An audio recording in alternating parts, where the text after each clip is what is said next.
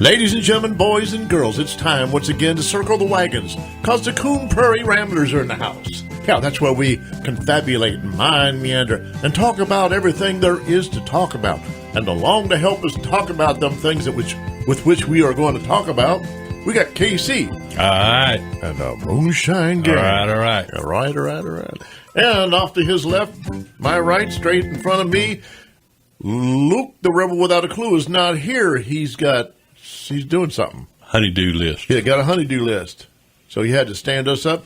But we have a guest, a mystery guest. His name is Dangerous Dave. I'm glad to be here. I got big shoes to fill, so yeah. Hopefully I don't trip all over the place. Yeah. And off to my left, the last behind the glass, we got Yeti. Hey, you know what, Yeti? We need some pictures. If you could take some pictures of Dangerous Dave and us for the Facebook.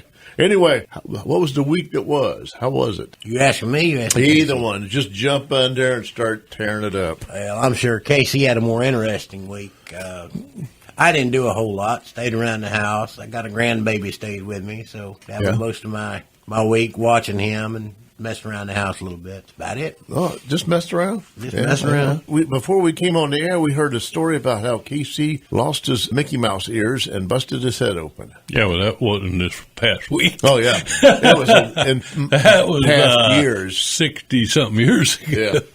But that was a good story to hear. I like. Well, I'll repeat it. How's that? Oh, sure, okay, with the knowledge that this wasn't last week. Yeah. I had just moved from Virginia to Opelika, Florida. And we had not yet got everything out of being packed away. You was a military brat baby. I was a military brat baby. And I was watching the Mickey Mouse Club on TV. And part of that meant I had to put on my Mickey Mouse hat with the ears and all. Yeah.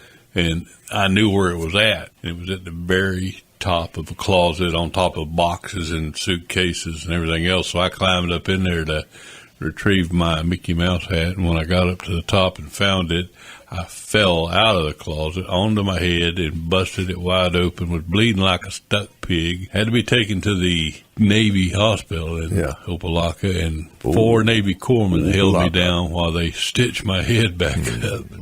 I think that's why I don't like Navy Ben till this day. Oh, yeah? So my question is, why was your Mickey Mouse ears stuck way up in the closet? I mean, I would think that would be a regular, everyday part of your attire. Well, we just got there. I mean, it was just had not.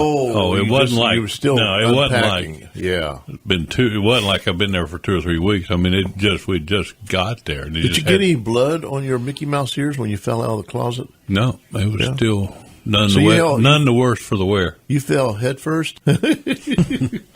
Oh, well, some people come out of the closet. I fell out of the closet. Yeah.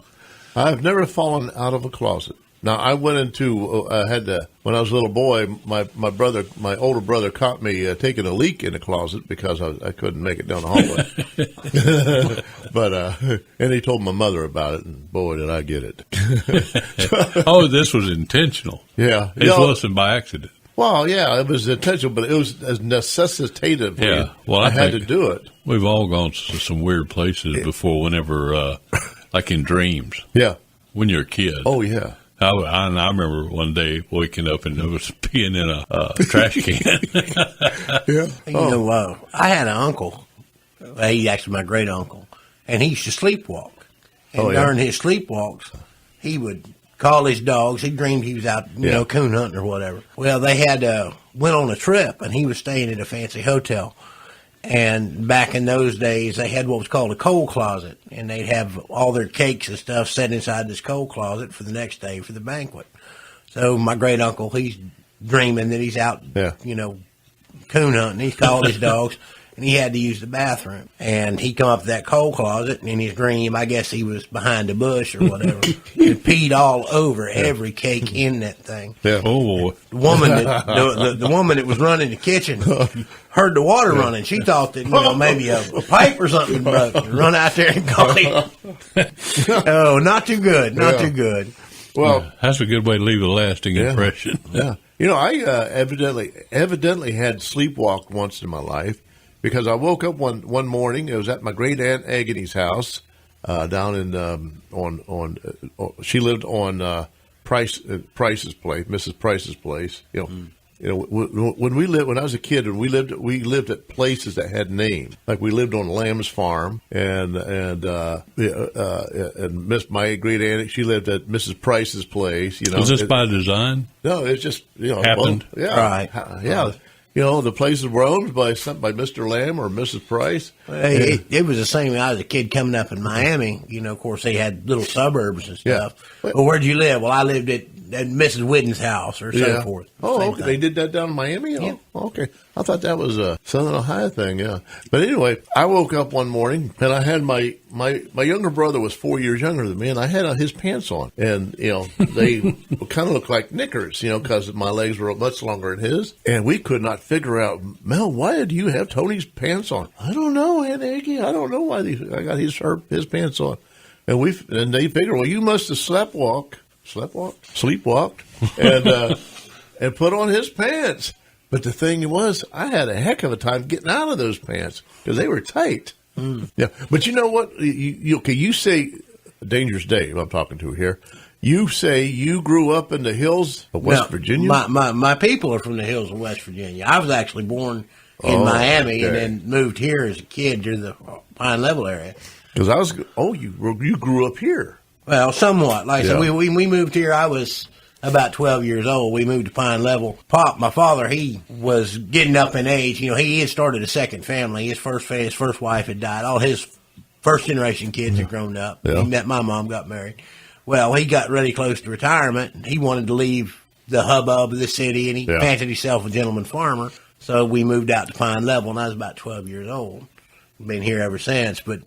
and you're still in Pine Level? Yeah, I'm still in Pine Level, the same place. Whoa, same place? Same place. Holy cow. I moved to Wauchula whenever I grew up and got me a house over there. And then, of course, when Mom and Dad passed, I came back to our place here. And you're a contemporary of my wife. I'm a little bit older than Carrie. Oh, okay. But I'll be 50 this year. So. Ooh. You were a poor white sharecropper when you were in...